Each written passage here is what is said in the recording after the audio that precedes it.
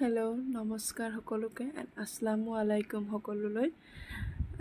আজি আমি ফুৰিব যাব ওলাইছোঁ। আজি মানে মই যেতিয়া গাঁৱলৈ গৈছিলোঁ তেতিয়া ফুৰিব গৈছিলোঁ। গোৱালপাৰা জিলাৰে এখন ৰাংচাপাৰা বুলি এখন ঠাই আছে, তালৈ ফুৰিব যোৱাৰ কিছু মুহূৰ্ত ভিডিঅ' কৰি ৰাখিলোঁ আৰু সেইটোৱে ভাবিলোঁ সকলোৰে মাজত দাঙি ধৰোঁ। আমি এনেকৈ যাব ওলাইছোঁ। যোৱাৰ আগতে কেইখনমান ফটোশ্বুট কৰিছিলোঁ, সেইকেইখন আপোনালোকক দেখুৱালোঁ আৰু এনেকৈ গৈ থকাৰ পথতে মই ভিডিঅ'টো কৰি ৰাখিছিলোঁ। এনেকৈ দলঙৰ ওপৰেৰে গৈ আছিলোঁ, আমি ৰাংচাপাৰাৰ ফালে যাত্ৰা কৰি আছিলোঁ আৰু এইটো গৈ থকাৰে এটা মানে মুহূৰ্ত। আমি মামাৰ মানে টমটম বুলি কয়, সেই পিলপিলি, আমি পিলপিলি বুলি কওঁ, তো সেই পিলপিলিত আমি উঠি গৈছিলোঁ। মামাৰ পিলপিলি ইমান বেছি দূৰ নহয় আৰু অকণমান দূৰ হয়ো। এনেকৈ গৈছিলোঁ, কিন্তু পিলপিলিত যোৱাৰ যিটো মজা বহুত ভাল লাগিছে সেইটো।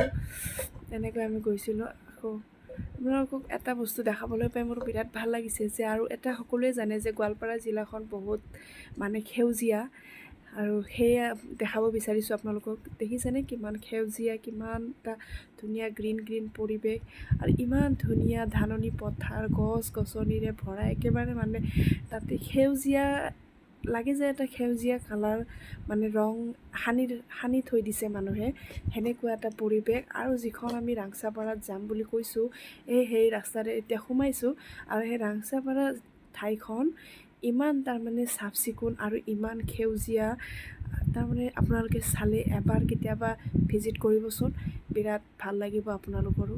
দেখিছেনে কিমান ধুনীয়া একেবাৰে। আৰু আমি গৈছিলোঁ এইখিনি একদম গধূলিৰ সময়ত, আৰু সেইখিনি সময়ত গৈয়ে ভাল লাগিছে। পৰিৱেশটো একেবাৰে ধুনীয়া, তাৰমানে কি ক'ম আৰু, ইমান ধুনীয়া হৈ আছিলে পৰিৱেশটো।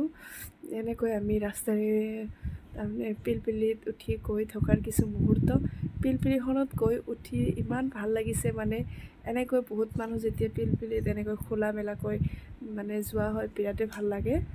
আৰু তাতে গৈ পাই শেষত মোৰ ছোৱালীকেইজনী আৰু ঝুলনা খেলি আছে, আৰু এনেকৈ চবে বহি আছে। আৰু এইখন দেখিছেনে পৰিৱেশটো, এনেকুৱাই ধুনীয়া গছ গছনিৰ পৰিৱেশ পাৰ্কখন।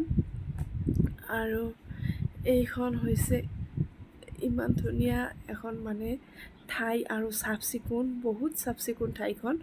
আৰু তাতে বহুত বেছি বসবাস নাই, আৰু তাতে মানে সেউজীয়া কিছুমান মানে পাৰ্কৰ ব্যৱস্থা কৰি দিয়া হৈছে, যাতে মানুহবিলাক যাব পাৰে, গ'লে ভাল লাগে। আৰু এনেকৈ ছোৱালীজনী ফটো ছেশ্যন কৰি আছে, মাহীয়েকে ফটো তুলি দি আছে, আৰু এনেকৈ বহি লৈছে। এনেকৈ বহাৰ ছিটবিলাকো বিৰাট ধুনীয়া লাগিছে বহি, তাতে বহি আমিও ফটো উঠিছোঁ।